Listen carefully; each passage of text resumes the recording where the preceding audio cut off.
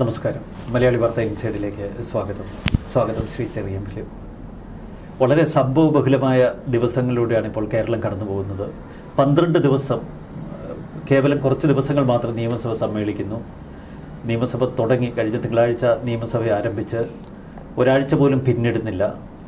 വലിയ ശരങ്ങൾ ഉൾപ്പെടെയുള്ള ആയുധങ്ങളുമായി പ്രതിപക്ഷം ഭരണപക്ഷത്തെ ആക്രമിക്കാൻ സഭയിലെത്തി എന്നൊരു പ്രതീതിയായിരുന്നു നിയമസഭ ചേരുന്നതിന് മുൻപ് പൊതുവെ സൃഷ്ടിക്കപ്പെട്ടത്. പോലീസ് അതിക്രമങ്ങളുടെ പേരിൽ അതിശക്തമായ ഒരു പ്രതിരോധം നിയമസഭയിൽ ഉയർത്തുക, ആരോഗ്യരംഗത്തെ വീഴ്ചകൾ ചൂണ്ടിക്കാട്ടിയുള്ള ആക്രമണം.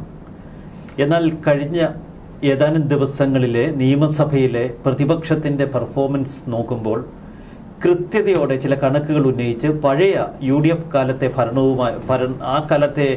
ഭരണവുമായി താരതമ്യപ്പെടുത്തി തിരിച്ചടിക്കാനും വസ്തുതകൾ നിരത്താനും കണക്കുകൾ അവതരിപ്പിക്കാനും ഇപ്പോൾ ഭരണപക്ഷത്തിന് കഴിയുന്നുണ്ട്. ആ നിലവാരത്തിലേക്ക് പ്രതിപക്ഷം ഉയരുന്നില്ലയോ എന്നൊരു സംശയം. എന്താണ് നമ്മുടെ പ്രതിപക്ഷത്തിന് സംഭവിച്ചിരിക്കുന്നത്? ഈ രാഹുൽ വിഷയത്തിൽ ആകെ അടിപതറിപ്പോയോ? അല്ലല്ല, സാധാരണഗതിയിൽ കുറേ വർഷങ്ങളായിട്ട് കാണുന്ന ഒരു കീഴ്വഴക്കം, നിയമസഭ കൂടുമ്പോൾ അടിയന്തര പ്രമേയം അവതരിപ്പിക്കുന്നു, നോട്ടീസ് കൊടുക്കുന്നു, മുഖ്യമന്ത്രി എഴുന്നേറ്റ് പറയുന്നു, അല്ലെങ്കിൽ മന്ത്രി എഴുന്നേറ്റ് പറയുന്നു ചർച്ച സാധ്യമല്ല എന്ന് പറയുന്നു, ചർച്ച നിരോധിക്കുന്നു. അപ്പോൾ പ്രതിപക്ഷ നേതാവ് അതിനെക്കുറിച്ചും അടിയന്തര പ്രസിഡന്റ് നോട്ടീസ് കൊടുത്താലും പ്രതിപക്ഷ നേതാവ് പറയുന്നു, മുഖ്യമന്ത്രിയോ അല്ലെങ്കിൽ മന്ത്രിയോ മറുപടി പറയുന്നു. അപ്പോൾ ഇതിനപ്പുറം ഒന്നും നടക്കാറില്ല. അതിൻ്റെ പേരിൽ വോക്കൗട്ട് നടത്തി വന്ന് പ്രതിപക്ഷ നേതാവോ അല്ലെങ്കിൽ മറ്റോ പുറത്തു വന്ന് നിയമസഭയുടെ മുമ്പിൽ വന്ന് പറയുന്നു, ഘടകകക്ഷികളാക്കൽ പറയുന്നു. അപ്പോൾ ഭരണപക്ഷത്തിന് പറയാനുള്ള സൗകര്യങ്ങൾ വളരെ കുറവാണ്. കാരണം എന്താ, മാധ്യമങ്ങളുടെ പ്രസൻസ് നിയമസഭയിലുള്ള സമയത്ത് ഒന്നാമത് ക്വസ്റ്റ്യൻ അവർ മാത്രമേ വരുള്ളൂ. ഈ അടിയന്തര പ്രമേയത്തിന് നോട്ടീസ് വരുന്നത് പോലും വരുന്നില്ല. പിന്നെ പുറത്തിറങ്ങി കിടക്കുന്ന ഇത് കൊണ്ട് ഉന്നയിച്ചു എന്നുള്ളതും വാർത്തകളല്ലാതെ ആ ഒരു കീഴ്വഴക്കം ഉണ്ടായിരുന്നു. പക്ഷേ ഇത്തവണ ആരുടെ ബുദ്ധിയെന്ന് അറിയത്തില്ല, പിണറായി വിജയൻ സ്വീകരിച്ചിരിക്കുന്ന ഒരു നിലപാട്, ചർച്ച ചെയ്യുന്ന വിഷയം ചർച്ച ചെയ്യട്ടെ, ആയിക്കോട്ടെ. അപ്പോൾ അതിൻ്റെ ഗുണമെന്ന് പറഞ്ഞിട്ടുണ്ടെങ്കിൽ ഇവിടെ പ്രതിപക്ഷ നേതാവും ചർച്ചയ്ക്ക് നോട്ടീസ് കൊടുക്കുന്നതിന് മാത്രമാണ് ഈ വിഷയം പഠിച്ചു വരുന്നത്, മറ്റുള്ളവർ പഠിക്കാറില്ല. ഇതല്ല ഈ നിയമസഭയിൽ കണ്ടപ്പോഴുണ്ടെങ്കിൽ സ്വാഭാവികമായിട്ടും ഇടതുപക്ഷത്തിന് അല്ലെങ്കിൽ മുന്നിലേക്ക് അറിയാം ഉണ്ടാകാൻ പോകുന്ന വിഷയങ്ങളെന്ന്. സാമാന്യബുദ്ധിക്ക് അറിയാം. പോലീസ് അതിക്രമമായിരിക്കും 1-ാം ദിവസം, ആരോഗ്യവകുപ്പിൻ്റെ പരാജയമായിരിക്കും 2-ാം ദിവസം. അങ്ങനെ ഈ കേരളത്തിൽ സമകാലിക വിഷയങ്ങളിൽ എല്ലാത്തിനും ചർച്ച നടത്തിയാൽ എന്തു പറയണം ഭരണപക്ഷത്തിൻ്റെ ഭാഗത്തുനിന്നുള്ളതിനെ സംബന്ധിച്ച് ഒരു ഹോംവർക്ക് നടത്തിയിരുന്നു ആര്? CPM പ്രത്യേകിച്ചും. അതുകൊണ്ട് മുഖ്യമന്ത്രിയാണെങ്കിൽ ഓരോ ദിവസവും പ്രസംഗം നേരത്തെ തയ്യാറാക്കി വെച്ചിരിക്കുക. അതുപോലെ തന്നെ പറയേണ്ടവരാരെന്നുള്ളത് അവർക്ക് ഇതുണ്ട്. ഇപ്പോൾ പോലീസ് അതിക്രമം ഫസ്റ്റ് വരും എന്നുള്ളത് എല്ലാവർക്കും അറിയാം. അന്ന് കോൺഗ്രസ് ബെഞ്ചിൽ നിന്ന് ഞാൻ മനസ്സിലാക്കിയിടത്തോളം അവതരിപ്പിക്കാൻ ഇടയായ റോജി എം ജോൺ തയ്യാറാക്കി കൊണ്ടുവന്നു. പ്രതിപക്ഷ നേതാവിനും അദ്ദേഹത്തിന് അറിയാം തയ്യാറെടുപ്പില്ലെങ്കിൽ എന്താണ് വോക്കൗട്ട് പ്രസംഗം എന്താണെന്നുള്ളത് അദ്ദേഹത്തിന് അറിയാം. പക്ഷേ ഈ പ്രതിപക്ഷ നിരയിലുള്ള ആളുകൾ എന്തൊക്കെയാണ് പ്രശ്നങ്ങൾ എന്ന് പറയുന്നതിനെക്കുറിച്ച് ഒരു ഹോംവർക്ക് നടത്തിയില്ല എന്നാണ് ഞാൻ മനസ്സിലാക്കുന്നത്. അതേസമയം മറുവശത്ത് അങ്ങനെയല്ല. മാത്രമല്ല ഈ പറയേണ്ട കാര്യങ്ങളെ സംബന്ധിച്ച് പറയുമ്പോൾ അതിൻ്റെ ചരിത്രവും ഭൂമിശാസ്ത്രവുമാണ് ഇപ്പോഴത്തെ വിഷയം. സമകാലിക വിഷയങ്ങളിൽ നിന്നും ശ്രദ്ധ തിരിക്കാൻ കണ്ടെത്തിയ ഒരു മാർഗ്ഗം എന്നുണ്ടെങ്കിൽ ഇവിടുത്തെ പോലീസ് അതിക്രമങ്ങളാണ് ചർച്ചാ വിഷയമായി നിന്നിരുന്നതെങ്കിൽ അതിനെ മാറ്റാൻ വേണ്ടി പഴയ കഥകൾ, ബ്രിട്ടീഷ് ഭരണകാലം മുതലുള്ള കഥകളാണ് മുഖ്യമന്ത്രി പറഞ്ഞത്. അതേസമയം AK ആന്റണിയെ വേദനിപ്പിക്കുന്ന തരത്തിലാണ് മുത്തങ്ങ, മറ്റേ ശിവഗിരി തുടങ്ങിയ പ്രശ്നങ്ങൾ. അപ്പോൾ അങ്ങനെ പറഞ്ഞ് പഴയ കാര്യങ്ങൾ പറഞ്ഞ് പ്രതിപക്ഷത്തെ പ്രതികൂട്ടിലാക്കാനാണ് തുനിഞ്ഞത്. അതിന് പെട്ടെന്ന് ഇതിൻ്റെ സംബന്ധിച്ച് ഒന്നാമത് ഈ പറയുന്ന നിരകളിലുള്ള പുതിയ ചെറുപ്പക്കാരാണ്. ഈ പഴയ ചരിത്ര വസ്തുതകളൊന്നും ഇവർക്കാർക്കും അറിയില്ല. അപ്പം ഈ ചരിത്ര വസ്തുക്കൾ ഇല്ലെങ്കിൽ തന്നെയും ഈ ഇടതുപക്ഷ മുന്നണിയിൽപ്പെട്ടവരാണെങ്കിലും അവരും ഈ പറയുന്ന ഓരോ കാര്യങ്ങൾ ഇപ്പോൾ തന്നെ ചന്ദ്രശേഖരൻ നല്ല പ്രസംഗിച്ചു. അദ്ദേഹം ശിവഗിരി പ്രശ്നത്തെക്കുറിച്ചൊക്കെയാണ് പറഞ്ഞത്. അദ്ദേഹം ശിവഗിരി സമയത്തൊന്നും അദ്ദേഹം സംസ്ഥാന നേതാവല്ല. അപ്പോൾ CPIയുടെ നേതാക്കന്മാർ അവിടുത്തെ എഴുതി കൊടുക്കുന്ന സംഭവമായിരിക്കും അദ്ദേഹം പറഞ്ഞത്. അപ്പോൾ അത്തരം ഒരു കാര്യത്തിൽ ഇത്തവണ ഒരു പാളിച്ച പറ്റിയെന്ന് ഞാൻ പറയില്ല, മുൻകൂർ ഇവരുടെ തന്ത്രം മനസ്സിലാക്കാൻ കഴിഞ്ഞില്ല. ഇവിടെ മറ്റൊരു പ്രധാനപ്പെട്ട പ്രശ്നമുണ്ട്. അല്ല, അത് വേറെ പ്രശ്നങ്ങളുണ്ട്. പ്രതിപക്ഷത്തിൽ 41 പേരേ ഉള്ളൂ, അപ്പുറത്ത് 99 പേരുണ്ട്. സമയം വീതിക്കുമ്പോഴത്തേക്കും 99 പേരുടെ സമയം അവിടെ കിട്ടുമ്പോൾ കിട്ടുന്നത് 41 പേരുടെ സമയമാണ്. പണ്ട് കാലത്ത് 9 അംഗങ്ങളുമായി വന്ന ഒരു കാലഘട്ടം അല്ല. അന്നത്തെ പ്രശ്നം എന്ന് പറഞ്ഞാൽ നിയമസഭ പ്രസംഗിക്കുന്ന കാര്യം ആരും ലൈവില്ലല്ലോ. ഇപ്പോൾ ചർച്ചയാൽ ലൈവ് വന്ന് ചർച്ചയിലാണ് ഞാനിത് പറഞ്ഞത്. പണ്ട് കരുണാകരൻ്റെ ഭാഗത്ത് പറയുമ്പോഴത്തേക്കൊണ്ട് കരുണാകരൻ പ്രതിപക്ഷ നേതാവും 1-2 പേരെ പ്രസംഗിക്കുന്നെങ്കിൽ മനോരമയും മാതൃഭൂമിയും കേരളകൗമുദിയും 3-4 ദീപികയും 4 മാത്രമേ ഉള്ളൂ. ഫുൾ ടെസ്റ്റ് കൊടുക്കുകയാണ്. അപ്പോൾ പിന്നെ അത് മതി. പ്രതിപക്ഷത്തുനിന്ന് നടത്തുന്ന CBC വാര്യരും ഒക്കെ പറഞ്ഞാലും പ്രതിപക്ഷത്തുനിന്ന് ആരും മോശമായിരുന്നില്ലേ? 67 ആരും മോശമല്ല. ഇവിടെ കോൺഗ്രസിന് ഒരു വലിയ മഠയത്തരം പറ്റിയില്ല. ഇന്നലെ AK ആന്റണിക്കെതിരെ നിയമസഭയിൽ പരാമർശമുണ്ടായപ്പോൾ പിണറായി വിജയനെ പോലൊരു മുഖ്യമന്ത്രി AK ആന്റണിയുടെ നേർക്ക് ശ്രദ്ധ തിരിച്ചപ്പോൾ ആന്റണിയെ തന്നെ കളത്തിലിറങ്ങി മാധ്യമ പ്രവർത്തകരുടെ മുന്നിലേക്ക് വിട്ടുകൊടുക്കേണ്ട ഒരു ഗതികേട് പ്രതിപക്ഷം വളരെ വീക്കായിരുന്നു എന്നതിൻ്റെ ഏറ്റവും വലിയ തെളിവാണ്. ഇപ്പോൾ മാധ്യമങ്ങളുടെ ചർച്ച എത്രയും AK ആന്റണിയുടെ ആ പ്രസ്താവനയിലേക്കും AK ആന്റണിയുടെ വിശദീകരണത്തിലേക്കും തിരിഞ്ഞിരിക്കുന്നു. ഇത് ഭരണപക്ഷത്തിന് കിട്ടിയൊരു നേട്ടമല്ലേ? അത് പറയാൻ പറ്റില്ല. കാരണം ഈ യഥാർത്ഥത്തിൽ ചർച്ചകളിൽ പോയ ആളുകളുടെ പേരൊന്നും ഞാൻ പറയുന്നില്ല. റോജി എം ജോൺ തുടങ്ങി വെച്ചു, പ്രതിപക്ഷ നേതാവ് തുടങ്ങി വെച്ചു. ഇവരാരും പ്രിപ്പയർഡ് ആയിരുന്നില്ല. ഇവരാരും മോശക്കാരല്ല.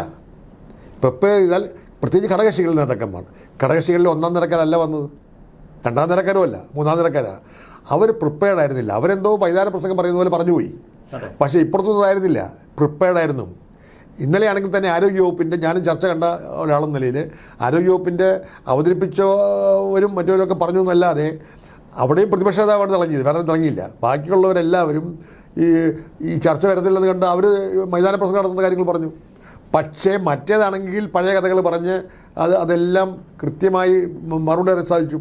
വീണ ജോർജ് സാധാരണഗതിയിൽ പാളുന്നതാണ്. ഇന്നലെ അവർ വളരെ പ്രിപ്പയർഡായിരുന്നു. അതിന് കാരണം എന്നുണ്ടെങ്കിൽ നേരത്തെ തന്നെ ഈ ചർച്ച ഉണ്ടാകുമെന്നും ചർച്ച വന്നാൽ പ്രസംഗിക്കേണ്ടി വരുമെന്നുള്ളതിനെക്കുറിച്ച് അറിയാവുന്നതുകൊണ്ട് അവർ പ്രിപ്പയർഡായിരുന്നു. അപ്പം അത്തരമൊരു കാര്യത്തിൽ എന്താണ് ഭരണപക്ഷത്തിൻ്റെ തന്ത്രം എന്ന് മനസ്സിലാക്കാൻ കഴിഞ്ഞില്ല എന്നുള്ള ഒരു അവസ്ഥ ഒഴിച്ചാൽ അല്ലാതെ പ്രതിപക്ഷത്തിൻ്റെ പാളിച്ചയായിട്ടൊന്നും കണക്കാക്കേണ്ട കാര്യമില്ല. സോഷ്യൽ മീഡിയ നേതാക്കളുടെ ഒരു മികവ് നിയമസഭയിൽ പുറത്തെടുക്കാൻ പലപ്പോഴും കോൺഗ്രസിന് കഴിയുന്നില്ല എന്നുള്ളതല്ലേ സത്യം? അതല്ല, കഴിഞ്ഞ ഒരു 4 വർഷമായിട്ട് കണ്ട ഒരു പ്രവണത, കോൺഗ്രസ്സിലെ ഒരു യുവ നേതൃത്വം അവരുന്നയിക്കുന്ന പ്രശ്നങ്ങൾക്ക് മറുപടി കൊടുക്കാൻ കഴിയാതെ മന്ത്രിമാർ കുഴയുന്ന കാഴ്ചയാണ് കണ്ടത്. ഇപ്പോൾ ഈ അടിയന്തര പ്രമേയ ചർച്ചയിൽ മാത്രമാണ് ഈ പാളിച്ചുണ്ടായത്. ചോദ്യോത്തരവേളയിൽ അത് സംഭവിച്ചിട്ടില്ല. ഇപ്പം നടക്കുന്നത് ബില്ലുകളുടെ ചർച്ചയാണ്. ബില്ലുകളുടെ ചർച്ചയിൽ രാഷ്ട്രീയമില്ല.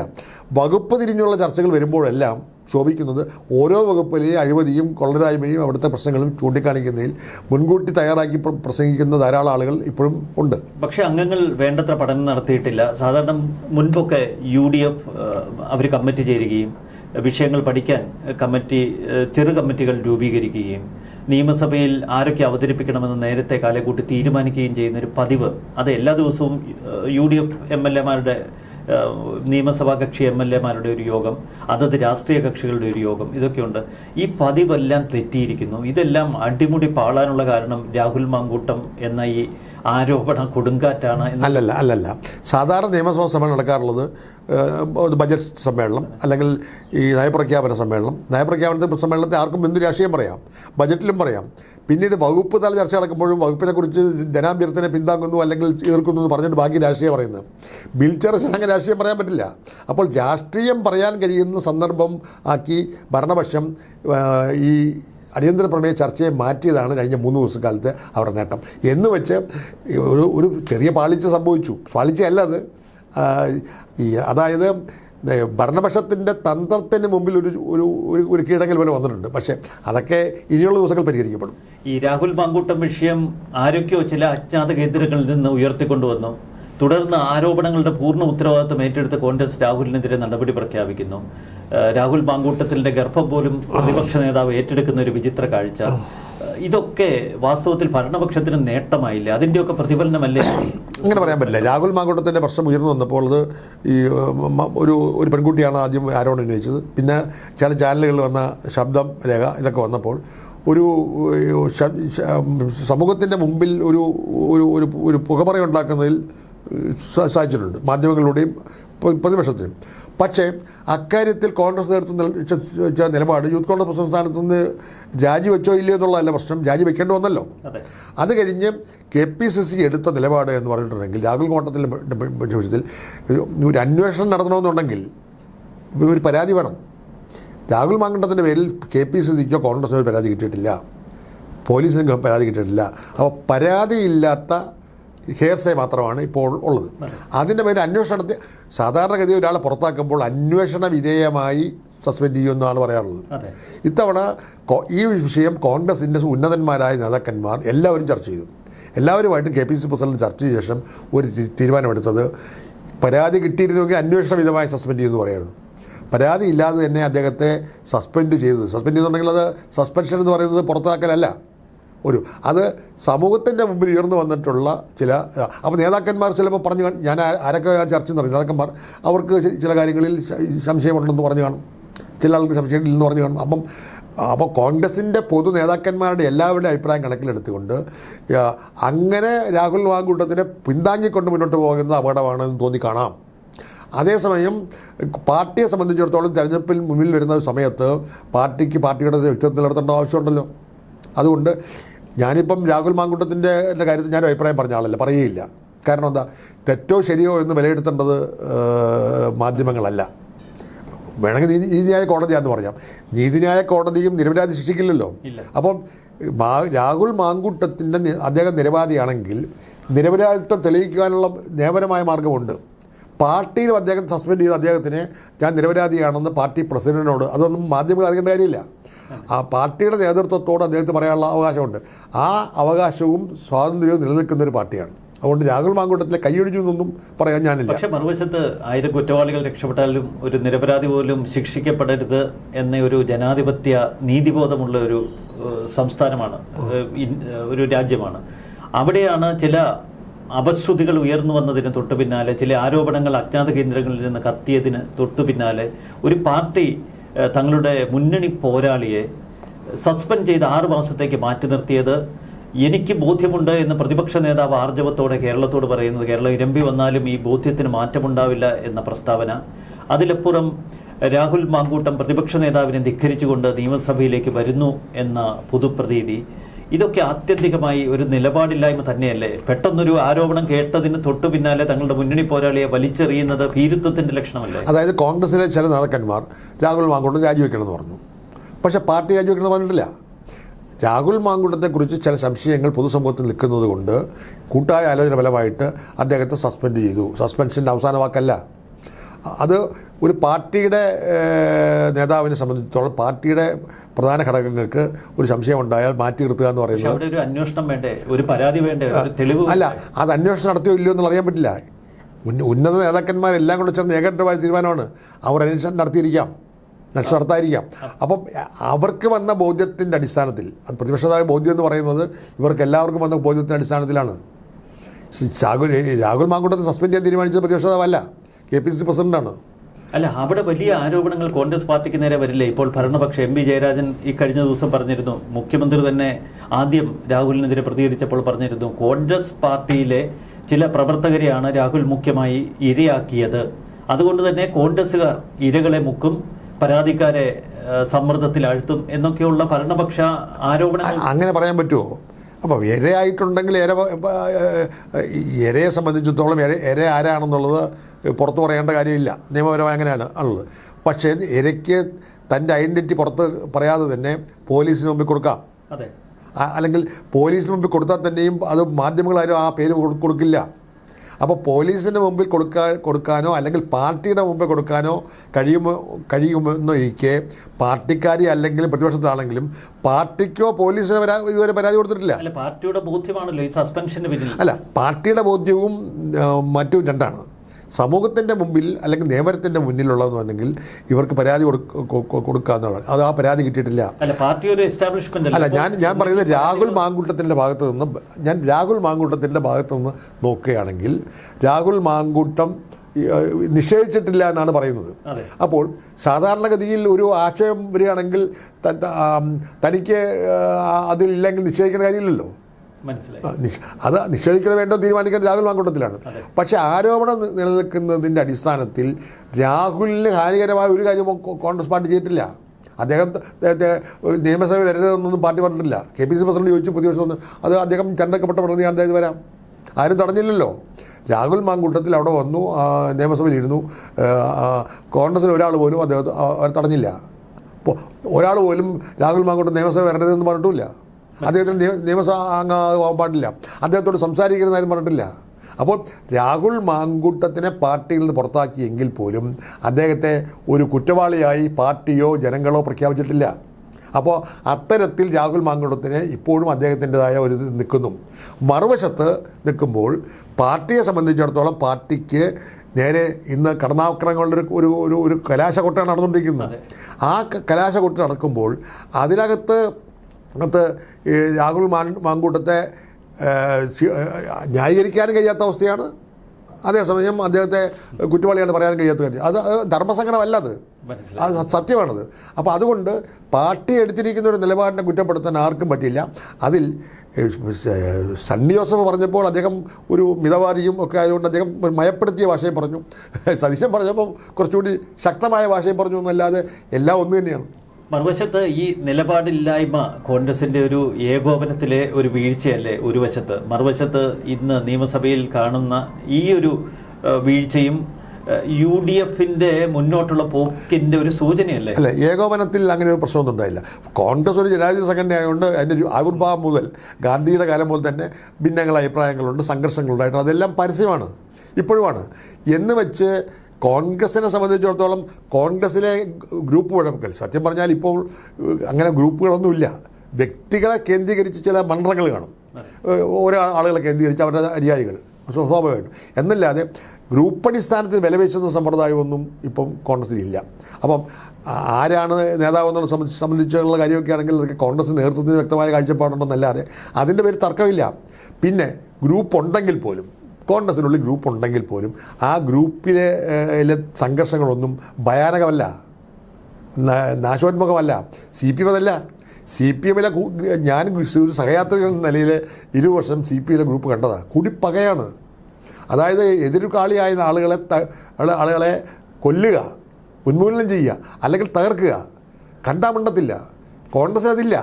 ഗ്രൂപ്പിൻ്റെ പേരിൽ അങ്ങോട്ടും ഇങ്ങോട്ടും ബഹളം കൂടുന്നുവെന്നും പത്രത്തിൽ അങ്ങോട്ടും ഇങ്ങോട്ടൊക്കെ പറയുന്ന ആളുകൾ KPCC ഓഫീസ് വരുമ്പോൾ കെട്ടിപ്പിടിച്ചാണ് ഈ കാഴ്ചയാണ് കാണുന്നത്. അതുകൊണ്ട് കോൺഗ്രസിലെ ഗ്രൂപ്പിസമോ കോൺഗ്രസിലെ ഈ പ്രശ്നങ്ങളൊന്നും അന്ന് കോൺഗ്രസിനെ ബാധിക്കുന്ന പ്രശ്നമല്ല, അത് കോൺഗ്രസിൻ്റെ സ്വഭാവമാണ്. പക്ഷേ കോൺഗ്രസ് ഇവിടെ നേരിടേണ്ടത് പിണറായി വിജയനെ പോലെ പാർട്ടിയെയും ഭരണത്തെയും ഒക്കെ സ്വന്തം ഉള്ളംകൈയിൽ വെച്ച് അമ്മാനമാടുന്ന ഒരു ഏകാധിപത്യ ശൈലിയിലുള്ള ഒരു നേതാവിനെയാണ്. അപ്പോൾ കൂടുതൽ കരുത്തോടെ വേണം പിണറായി വിജയൻ. അല്ല, അതങ്ങനെ അത് ഏകാധിപതിക്ക് കരുത്തുണ്ടെന്ന് പറയുന്നത് തെറ്റാണ്. ലോകത്തിലെ ഏകാധിപതികളെല്ലാം ആരായിരുന്നാലും അവരെല്ലാം തലകുത്തി വീണ കാഴ്ചയാണ്. ഹിറ്റ്ലർ ആണെങ്കിലും മുസോളിനി ആണെങ്കിലും സ്റ്റാലിനാണെങ്കിലും മാവോ ആണെങ്കിലും എല്ലാം ചരിത്രത്തിൻ്റെ മുമ്പിൽ തലകുത്തി വീണില്ലേ. അതുകൊണ്ട് ഏകാധിപതിയായി ജനാധിപത്യ സമൂഹത്തിൽ ആർക്കും അധികം നാൾ കൊണ്ടുപോകാൻ പറ്റില്ല. കോൺഗ്രസിൻ്റെ ഏറ്റവും വലിയ സവിശേഷത എന്താ? ഏകാധിപതികളില്ല എന്നുള്ളതല്ലേ. ഏകാധിപതികളായിട്ട് വരാൻ ആരെങ്കിലും ശ്രമിച്ചാൽ അവരെ അധികം നാളും കോൺഗ്രസ് വാഴത്തില്ല. സത്യമല്ലേ? പക്ഷേ കേരള ഭരണം തുടരുമെന്നാണ് പിണറായി വിജയൻ പറയുന്നത്. മറുവശത്ത് അതിനുവേണ്ട കരുനീക്കങ്ങൾ വളരെ സമർത്ഥമായി മുന്നോട്ട് കൊണ്ടുപോകാൻ LDFന് കഴിയുന്നു. അല്ല, അങ്ങനെ കരുനീക്കങ്ങൾ നടത്തിയല്ല കോൺഗ്രസ് അധികാരത്തിൽ വരാൻ വന്നിട്ടുള്ളത്. കോൺഗ്രസ് ജനാധിപത്യ പാർട്ടിയാണ്. ഇനി ഒരു പ്രധാനപ്പെട്ട കാര്യം എന്ന് പറഞ്ഞാൽ കോൺഗ്രസ് ഒരു കേഡർ പാർട്ടി അല്ല. കേഡർ പാർട്ടി എന്ന് പറഞ്ഞാൽ അർത്ഥം എന്താ? ഏകാധിപത്യമാണ്. സെൻട്രലൈസ്ഡ് ഡെമോക്രസി എന്നാണ് ഇത് പറയുന്നത്. അതായത് സെൻട്രലൈസ്ഡ് ഡെമോക്രസി എന്ന് പറഞ്ഞാൽ ഡെമോക്രസി ഇല്ല. മുകളിൽ നിന്ന് താഴോട്ട് ഇങ്ങനെ ചർച്ച ചെയ്ത് വന്ന് താഴെ നിന്ന് വന്ന് അവസാനം തീരുമാനിക്കേണ്ടത് ഒരു ഏകാധിപതിയാണ്. പാർട്ടി സെക്രട്ടറി എന്ന് പറയുന്ന ഏകാധിപതിയാണ്. അത് ചൈനയിലും അങ്ങനെയാണ്, റഷ്യയിലും അങ്ങനെയാണ്, പണ്ട് മുതൽ അങ്ങനെയാണ്. നമ്മുടെ ഉത്തര കൊറിയയിലാണെങ്കിൽ കുടുംബ ആധിപത്യമാണ്.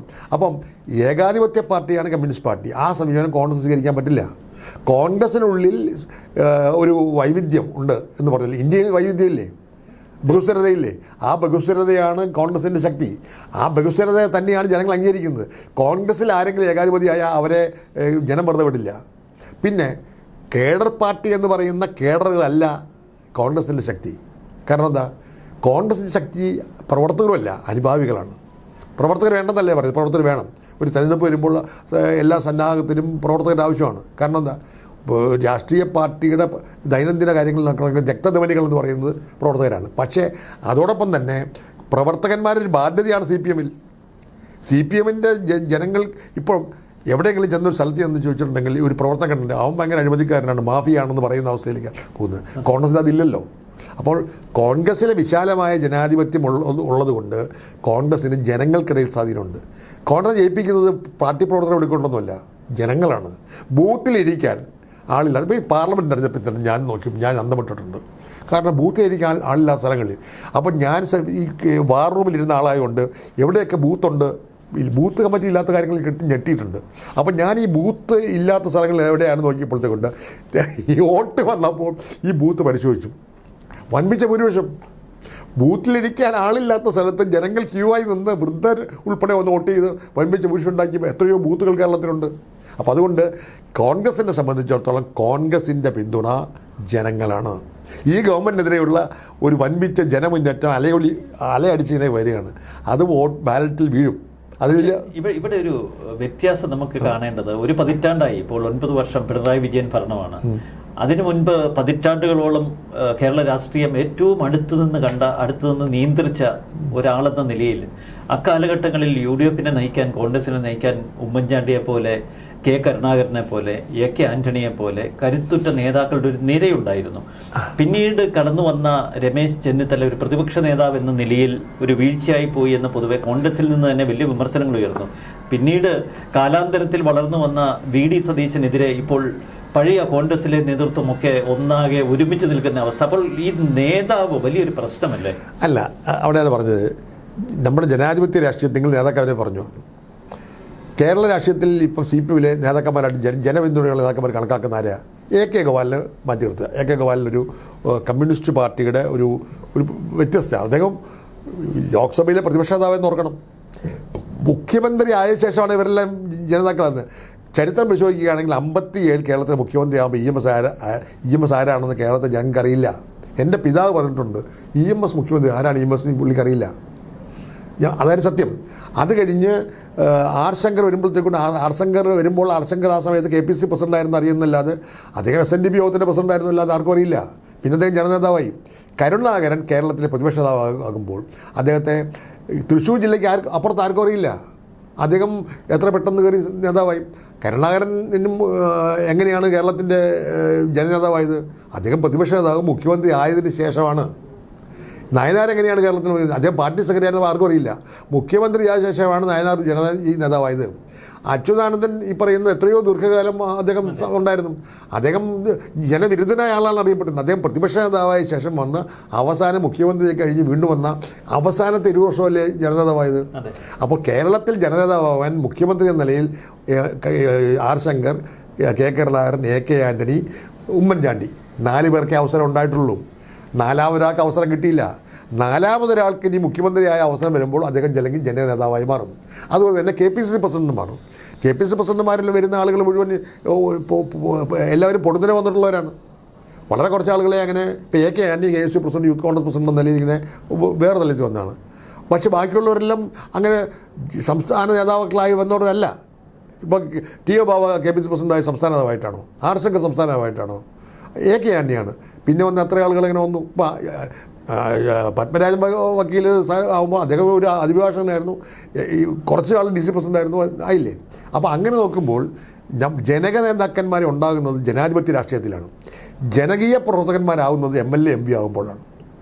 അല്ല, ഇക്കാര്യം പൂർണ്ണമായി അംഗീകരിക്കുമ്പോൾ പോലും കരുണാകരൻ്റെ പ്രതിപക്ഷ നേതൃസ്ഥാനത്തുള്ള പ്രവർത്തനങ്ങൾ പിന്നീട് കാലഘട്ടത്തിൽ ഓരോരുത്തരുടെയും പ്രതിപക്ഷ നേതൃസ്ഥാനത്തിരിക്കുമ്പോഴുള്ള പ്രവർത്തനങ്ങൾ അത് കൃത്യമായി വിലയിരുത്തപ്പെടുകയും അതിന് വലിയ കയ്യടികൾ കിട്ടുകയും ചെയ്യുന്ന സന്ദർഭങ്ങൾ ഉണ്ടായിട്ടുണ്ട്. അതിന്റെ തുടർച്ചയായിരുന്നു മുഖ്യമന്ത്രി പദത്തിലേക്കുള്ള അങ്ങനെ ഇപ്പോൾ പ്രതിപക്ഷ നേതാവ് എന്ന നിലയിൽ രമേശ് ചെന്നിത്തല സക്സസ് ആയിരുന്നു.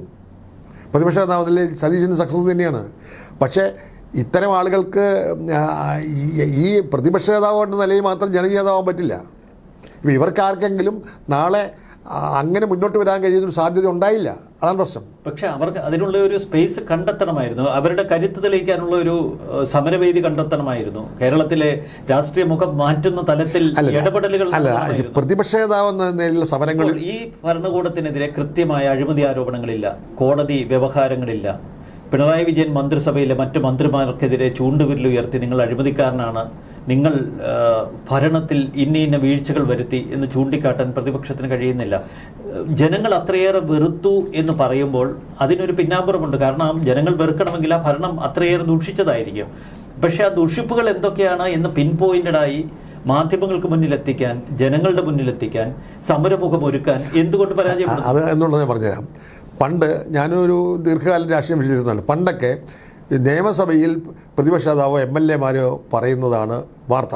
കാരണം എന്താ, ഗവൺമെൻറ്റിനെതിരെയുള്ള ആരോപണം ഉന്നയിക്കുന്ന നിയമസഭയിൽ പ്രതിപക്ഷത്തിൻ്റെ ആരാണ്. ഇപ്പോൾ അതല്ല, മാധ്യമങ്ങളുടെ മത്സരത്തിന് മുമ്പിൽ മാധ്യമങ്ങൾ ഉന്നയിക്കുന്ന കാര്യങ്ങൾ പറയാനേ പറ്റൂ.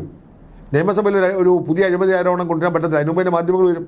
അപ്പോൾ പ്രതിപക്ഷം ഇവിടെ പിൻപോയി ചെയ്തില്ലെങ്കിലും കേരളത്തിൽ മാധ്യമ സമൂഹം വർഷങ്ങളായിട്ട് ഇവിടെ കഴിഞ്ഞൊരു 20 വർഷമായിട്ട് കേരളത്തിൽ പ്രതിപക്ഷത്തെ ചുമതല വഹിക്കുന്ന മാധ്യമങ്ങളാണ്, അല്ലാതെ രാഷ്ട്രീയ കക്ഷികളല്ല. ആ മാധ്യമങ്ങൾ ചെയ്യുന്ന പണിയുടെ പുറകാലം നിൽക്കുന്ന പണി മാത്രമാണ് എല്ലാ പാർട്ടികളും ചെയ്തിട്ടുള്ളത്. അതും ഉമ്മൻചാണ്ടി മരിച്ചപ്പോഴും മാധ്യമങ്ങളല്ലേ പ്രതിപക്ഷമായിരുന്നു, അല്ലാതെ പിണറായി വിജയനോ അച്യുതാനന്ദനോ ആയിരുന്നില്ല. അച്യുതാനന്ദൻ കുറച്ചുകൂടി പ്രതിപക്ഷമായിരുന്നു. ആന്റണി മുഖ്യമന്ത്രി ആയിരുന്നപ്പോൾ മതികെട്ടാഞ്ചോലയിലും മറയൂരിലൊക്കെ വയസ്സെന്ന ഒരാൾ ഇവിടെ തന്നെ ഇങ്ങനെ എല്ലാ സ്ഥലങ്ങളിലും പോകുന്നു എന്ന് പറഞ്ഞപ്പോൾ അതിനൊരു റിസൾട്ട് ഉണ്ടായിരുന്നു. പക്ഷേ ഒരു പ്രതിപക്ഷ നേതാവ് എന്ന നിലയിൽ രമേശ് ചെന്നിത്തലയാണെങ്കിലും അതുപോലെ തന്നെ സതീശനാണെങ്കിലും നിയമസഭയുടെ മുമ്പിൽ പെർഫോം ചെയ്യുന്നതിൽ സത്യം പറഞ്ഞാൽ സതീശൻ എഴുന്നേൽക്കുമ്പോൾ ഇപ്പോൾ പിണറായി വിജയനും മുൻകൂട്ടി തയ്യാറാക്കി കൊണ്ടുവന്നില്ലെങ്കിൽ പറയാൻ ബുദ്ധിമുട്ടുണ്ട്. കാരണം അത്ര സമർത്ഥമായി തന്നെയാണ് പറയുന്നത്. പ്രതിപക്ഷ നേതാവായി VD സതീശൻ വന്നതിന് തൊട്ട് പിന്നാലെ മാധ്യമങ്ങൾ ഒരു കട്ട പിന്തുണ കൊടുത്തിരുന്നു, അത് നമ്മൾ മറക്കരുത്. സതീശനെ മാധ്യമങ്ങൾ വല്ലാതെ അങ്ങ് പുകഴ്ത്തിയിരുന്നു ആദ്യഘട്ടത്തിൽ. പക്ഷെ പിന്നീട് എവിടെയൊക്കെയോ മാധ്യമങ്ങളുമായിട്ടുള്ള ചരട് പൊട്ടി ഭരണപക്ഷത്തിന് പല മാധ്യമങ്ങളെയും വിലക്കെടുക്കാൻ കഴിഞ്ഞു. അല്ല, അതിപ്പോൾ ഞാൻ ഈ പറഞ്ഞ വിലക്കെടുക്കാൻ കഴിഞ്ഞു എന്നുള്ളത് അടിവരയിടുന്നു. അപ്പം മാധ്യമങ്ങളുടെ പിന്തുണയുടെ അടിസ്ഥാനത്തിൽ മാത്രം ജനാധിപത്യ രാഷ്ട്രീയം കൊണ്ടുപോകാൻ പറ്റുമോ എന്ന് വെച്ചാൽ മാധ്യമങ്ങളുടെ പിന്തുണ ഒരു ഘടകമാണ്. ശക്തനായ ഒരു പ്രതിപക്ഷ നേതാവ്, ശക്തമായ ഒരു പ്രതിപക്ഷ നിര ഉണ്ടെങ്കിൽ മാധ്യമങ്ങൾ പിന്നാലെ എത്തും, പിന്നാലെ എത്തിയേ തീരില്ല. കാരണം ജനഹിതമാണ്. ഇല്ല, അസംബ്ലി നടക്കുന്ന കാര്യങ്ങൾ മാത്രമേ ഞാൻ പറയട്ടെ. പണ്ട് ഞാൻ പത്രം വായിച്ചു വരുന്ന സമയത്ത് മനോരമ, മാതൃഭൂമി, കേരളം ഇതിലൊക്കെ ആണെങ്കിൽ നിയമസഭ തുടങ്ങിയാൽ വരെ മറുപടി വരെ നിയമസഭാ പ്രസിഡീസ് ഉണ്ടാകുന്നു. ഇന്നിപ്പോൾ നിയമസഭയിൽ അടിയന്തര പ്രമേയം ഉണ്ടായപ്പോലും അതിൻ്റെ ചർച്ച 3 കോളം വാർത്ത ചുരുങ്ങുന്നു. ഈ നിയമസഭ അവലോകനം എന്ന് പറയുന്ന അടുത്തോളം അല്ലെങ്കിൽ ഇതൊക്കെ വരുന്നപ്പോൾ പണ്ട് ചുമ്മാറാണ് തുടങ്ങിയത്, ഒരു തമാശ പങ്ക്തി. അതുപോലെ ഇപ്പോൾ 2 കോളം 3 കോളത്തിലുള്ള ചെറിയ സംഭവമാണ്. നിയമസഭാ വാർത്തകൾക്ക് എവിടെ പ്രസക്തി? നിയമസഭ എന്ത് നടക്കുന്നു എന്നുള്ളത് സത്യം പറഞ്ഞാൽ പൊതുസമൂഹത്തിന് അറിയില്ല. മാധ്യമങ്ങൾ മാത്രമാണ് നിയമസഭയെക്കുറിച്ച് പറയുന്നത്, എന്തെങ്കിലുമൊക്കെ പറഞ്ഞുകൊണ്ട്. അതുകൊണ്ട് നിയമസഭയിൽ നടക്കുന്ന ചർച്ച എന്താണെന്നുള്ള പുറത്തറിയില്ല. ഇത് തന്നെയാണ് പാർലമെൻറ്റിൻ്റെ സ്ഥിതി. പാർലമെൻറ്റിൻ്റെ ഒരു കാലത്ത്, നെഹ്റുവിൻ്റെ കാലത്ത് പാർലമെൻറ്റ് തുടങ്ങിയാൽ ആ കാലഘട്ടത്തിൽ മുഴുവൻ പത്രങ്ങൾ മുഴുവൻ അതല്ലേ. ഇപ്പോൾ അതില്ല. ഇപ്പോൾ ലോക്സഭയിലും മോഡി എന്തെങ്കിലും പറഞ്ഞാൽ അല്ലെങ്കിൽ രാഹുൽ ഗാന്ധി എന്തെങ്കിലും പറഞ്ഞാൽ മാത്രമാണ് പത്രവാർത്തകൾ അല്ലെങ്കിൽ ചാനൽ വാർത്തകൾ. അപ്പോൾ അങ്ങനെ ഒരു അവസ്ഥയിലേക്ക് പോയതിൻ്റെ ഉത്തരവാദിത്വം ഉണ്ടെങ്കിൽ വാർത്തകൾ സൃഷ്ടിക്കേണ്ടതിൻ്റെ ഉത്തരവാദിത്വം പ്രതിപക്ഷത്തിനാണ് എന്നുള്ള സങ്കല്പത്തിൽ നിന്ന് മാറി മാധ്യമങ്ങൾ ആ ചുമതലയെടുത്തു. അത് നല്ല കാര്യമാണ്. മാധ്യമങ്ങൾ എന്ന് പറയുന്ന ആളുകൾ തന്നെയാണ് ജനാധിപത്യത്തിൻ്റെ 4ാം തൂണ്. അവരുടെ കടമ നിർവഹിച്ചാൽ ഇപ്പോൾ പ്രതിപക്ഷം നടത്തേണ്ട പ്രചരണം മുഴുവൻ മാധ്യമങ്ങൾ നടത്തുന്നതുകൊണ്ട് ജനങ്ങൾക്കിടയിൽ എത്തുന്നുണ്ടല്ലോ. പക്ഷേ 2 തലത്തിലാണ് മാധ്യമങ്ങൾ. ഒന്ന്, ഭരണപക്ഷത്തെ പിന്തുണയ്ക്കുന്ന ചില മാധ്യമങ്ങൾ കട്ടയ്ക്ക് നിൽക്കുന്നു, അവിടെയും നമുക്കൊരു വിരുദ്ധ. അതായത് കുഴപ്പമില്ല, കുറേ മാധ്യമങ്ങൾ ഗവൺമെൻറ്റിനെ പിന്തുണയ്ക്കുകയും കുറേ ഗവൺമെൻറ്റിനെ എതിർക്കുകയും ചെയ്യുമ്പോൾ വേർതിരിച്ചറിയാനുള്ള മനസ്സ് കേരള ജനങ്ങൾക്കുണ്ടല്ലോ. ജനങ്ങൾ വിലയിരുത്തുന്ന ഈ പ്രചരണത്തിൻ്റെ പേരിലൊന്നുമല്ല. പ്രതിപക്ഷം ദുർബലമാകുമ്പോൾ സ്വയം ദുഷിച്ച് ചീഞ്ഞു നാറി താഴേക്ക് വീഴുന്നതുവരെ കാത്തിരിക്കേണ്ട ഒരു ഭരണം കിട്ടാൻ ഇല്ല, അതിൻ്റെ ആവശ്യം വരില്ല. ജനങ്ങൾ ഇതെല്ലാം മനസ്സിലാക്കുന്ന ആളുകളാണ്, ജനങ്ങൾക്കറിയാം. ജനങ്ങളെ സംബന്ധിച്ചിടത്തോളം ഒന്നാമത് ഈ രാഷ്ട്രീയത്തിൻ്റെ ദൈനംദിന കാര്യങ്ങളൊന്നും ജനങ്ങൾ ശ്രദ്ധിക്കുന്നില്ല. അവരെല്ലാം അവരുടെ ജീവസന്ധാരണത്തിൻ്റെ പ്രശ്നമാണ്. പക്ഷേ ഭരണകൂടത്തെക്കുറിച്ചും ജനങ്ങളെക്കുറിച്ചും ഒക്കെ ഒരു വിലയിരുത്തലുണ്ട്. ആ വിലയിരുത്തൽ ജനങ്ങൾ നടത്തും. അത് വെച്ച് പഴിപ്പിക്കാനോ ഒന്നും അടിച്ചു പഴിപ്പിക്കാനോ ഒന്നും പ്രതിപക്ഷത്തിന് സാധിക്കില്ല. അപ്പോൾ പ്രതിപക്ഷം ചെയ്യേണ്ട കാര്യങ്ങളൊക്കെ ഇപ്പോൾ മാധ്യമങ്ങൾ ചെയ്യുന്നുണ്ട്. മാധ്യമങ്ങൾ ചെയ്യാത്ത ചില കാര്യങ്ങൾ ആളുകളുടെ മനസ്സിൽ നിന്ന് ഇപ്പോൾ ഞാൻ രാവിലെ നടക്കാൻ സംസാരത്തിൽ ഞാനിങ്ങനെ ആളുകൾ സംസാരിക്കുന്നത് കേൾക്കും. ഒരാളോട് പറയുന്ന, പണ്ട് നമ്മുടെ ചായക്കടകളാണെന്ന് പറഞ്ഞ പോലെ റോഡിൽ നടക്കുന്ന ആളുകൾ തമ്മിൽ സംസാരിക്കുന്ന ഞാൻ ഒളിഞ്ഞിരുന്ന് കേൾക്കും. അപ്പോഴത്തേക്കൊണ്ട് അവർ പറയുന്ന സംസാരം തന്നെയാണ് ഇങ്ങനെ റൊട്ടേറ്റ് ചെയ്ത് പോകുമ്പോൾ അതാണ് ജനാഭിപ്രായം. അത് പ്രതിപക്ഷത്തിന് VD സതീശനെ കൊണ്ട് മാറ്റാൻ പറ്റുമോ? രമേശ് ചെന്നിത്തലയെ മാറ്റാൻ പറ്റുമോ?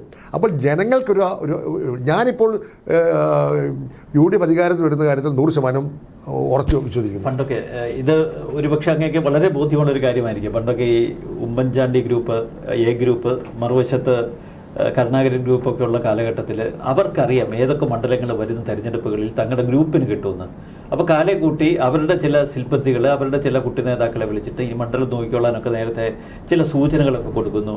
അപ്പോൾ മണ്ഡലം പിടിക്കാനുള്ള തന്ത്രങ്ങളൊക്കെ പറഞ്ഞു കൊടുക്കുന്നു. അത്തരം വളരെ അവർക്കറിയാവുന്ന പ്രായോഗിക തന്ത്രങ്ങളിലൂടെ മണ്ഡലം കേന്ദ്രീകരിച്ചുള്ള പ്രവർത്തനങ്ങൾ ശക്തമായിരുന്നു. പക്ഷേ ഇപ്പോൾ ടാലന്റ് ഹണ്ട് എന്നൊക്കെ പറഞ്ഞുള്ള ആധുനിക സംവിധാനങ്ങൾ ഉപയോഗിച്ച് ഇലക്ഷന് തൊട്ട് മുൻപ് കുറേയേറെ യൂത്ത് നോമിനികൾക്ക് സീറ്റ് കൊടുക്കുന്നു, വനിതാ നോമിനികൾക്ക് സീറ്റ് കൊടുക്കുന്നു, മണ്ഡലവുമായിട്ട് ബന്ധമില്ലാത്ത നേതാക്കളെ കെട്ടിയിറക്കുന്നു. ഒടുവിൽ എല്ലാം കളഞ്ഞു കുളിക്കുന്ന നമ്മൾ കഴിഞ്ഞ തെരഞ്ഞെടുപ്പിൽ ഈ ഒരു ദുരന്തം കണ്ടതാണ്. അതേ ദുരന്താവസ്ഥയിലേക്കല്ലേ വീണ്ടും? അതായത് ഞാനിപ്പോൾ അടുത്ത കാലത്ത് കാണുന്ന ഒരു തെരഞ്ഞെടുപ്പ് പറയാം. ഞാൻ തെരഞ്ഞെടുപ്പ് 4 തവണ തോറ്റ ആളാണ്. എനിക്ക് പരിചിതമില്ലാത്ത മണ്ഡലങ്ങളിൽ കൊണ്ട് തന്നെ ഇറക്കിയപ്പോൾ തന്നെ എനിക്കറിയാൻ തോക്കുള്ളൂ. കാരണം എന്താ, എനിക്ക് കേരളത്തിൽ ജനങ്ങൾക്ക് ഇടയിൽ ചിലപ്പോൾ ഒരു പോപ്പുലാരിറ്റി കാണും. പക്ഷേ ഞാൻ വർഷങ്ങളായിട്ട് പ്രവർത്തിക്കുന്ന മേഖലയിൽ ആ സീറ്റിൽ മത്സരിക്കാൻ എനിക്ക് ഭാഗ്യം ലഭിച്ചിട്ടില്ല. അപ്പോൾ ഞാൻ കെട്ടിയിറക്കപ്പെട്ട ആളാണ്. കെട്ടിയിറക്കപ്പെട്ട ആളെ ജനം വിജയിപ്പിക്കില്ല. ലോക്കൽ അക്സെപ്റ്റൻസ്, പ്രാദേശികമായ അക്സെപ്റ്റൻസ് ഘടകമാണ്. പ്രാദേശികമായി ജനപിന്തുണയുള്ള ആളുകൾക്ക് മാത്രമേ ജയിക്കാൻ പറ്റുള്ളൂ. നേരത്തെ പറഞ്ഞ ഗ്രൂപ്പ് അടിസ്ഥാനത്തിൽ വെച്ചിരുന്നു. അത് ഘടകകക്ഷികൾ പോലെയായിരുന്നു. കരുണാകരൻ ഗ്രൂപ്പിൻ്റെ സീറ്റ്, എ ഗ്രൂപ്പിൻ്റെ ആന്റണി ഗ്രൂപ്പിൻ്റെ സീറ്റ്, അല്ലെങ്കിൽ മുസ്ലിം ലീഗിൻ്റെ സീറ്റ് എന്ന് വെച്ചു. അപ്പോൾ എ ഗ്രൂപ്പുകാരനെ എനിക്ക് കരുണാകരൻ ഗ്രൂപ്പിൻ്റെ ആളുകൾക്ക് എനിക്ക് സമ്മതമായ സ്ഥലത്ത് മത്സരിക്കാൻ പറ്റുമോ? പറ്റില്ല. അപ്പം എനിക്ക് സമ്മതമായ സ്ഥലത്ത് എ ഗ്രൂപ്പിൽ കിട്ടിയാൽ എന്നെ മത്സരിക്കാൻ പറ്റില്ല. അതിന് ദോഷമുണ്ട്. ഇപ്പം അതല്ല, എ ഗ്രൂപ്പിൻ്റെ സീറ്റൊന്നും ഐ ഗ്രൂപ്പിൻ്റെ സീറ്റൊന്നും കുത്തക സീറ്റില്ല, എല്ലാവരും ഉറന്ന സീറ്റാണ്. പക്ഷേ തെരഞ്ഞെടുപ്പിൽ സ്ഥാനാർത്ഥി എന്ന ഒരു ഘടകമാണ്. എങ്ങനെ വന്നാലും രാഷ്ട്രീയത്തിനപ്പുറം ചിന്തിക്കുന്ന സ്ഥാനാർത്ഥികൾ വോട്ട് ചെയ്യുന്ന ആളുകൾ ഇതുണ്ട്. അപ്പോൾ സ്ഥാനാർത്ഥി നിർണയത്തിൻ്റെ അടിസ്ഥാനത്തിൽ ടാലൻറ്റ് കണ്ടോ അല്ലെങ്കിൽ സർവേയോ എന്നല്ല പ്രശ്നം. ജനങ്ങൾക്കിടയിൽ സ്വാധീനമുള്ള ആളുകളെ കണ്ടെത്തി മത്സരിപ്പിച്ചില്ലെങ്കിൽ ജയിക്കത്തില്ല. അത് മനസ്സിലാക്കാനുള്ള സാമാന്യ ബുദ്ധി കോൺഗ്രസ് നേതാക്കന്മാർക്കുണ്ടെങ്കിൽ തീർച്ചയായിട്ടും UDF വിചാരിച്ചിരുന്നു. തീർച്ചയായിട്ടും വളരെ നന്ദി. മലയാളി വാർത്ത ഇൻസൈഡിൽ കുറേയേറെ ഒരുപക്ഷെ പാർട്ടിയുടെ ആഭ്യന്തര രഹസ്യങ്ങൾ ഉൾപ്പെടെ ചർച്ച ചെയ്ത അങ്ങേക്ക് നന്ദി. നമസ്കാരം.